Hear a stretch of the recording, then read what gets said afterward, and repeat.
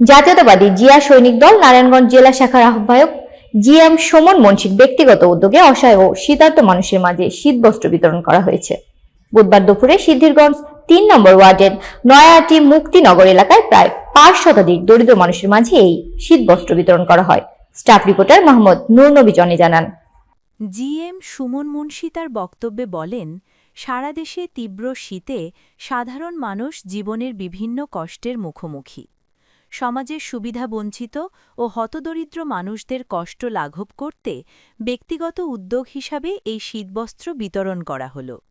তিনি আরও বলেন, জনগণের সেবা এবং কল্যাণই আমাদের রাজনীতির মূল মন্ত্র। যতদিন বেঁচে থাকব, অসহায় মানুষের পাশে থেকে কাজ করব ইনশাল্লাহ।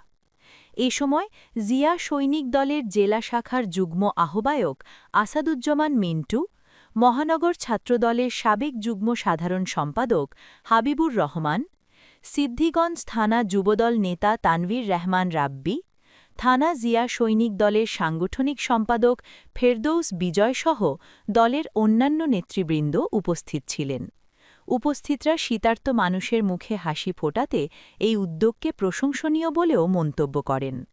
উল্লেখ্য, শীতকালীন এই সহায়তা কর্মসূচি এলাকার দরিদ্র ও অসহায় মানুষদের মধ্যে সামাজিক সেতুবন্ধন দৃঢ় করছে এবং স্থানীয়দের মধ্যে ইতিবাচক সাড়া সৃষ্টি করেছে।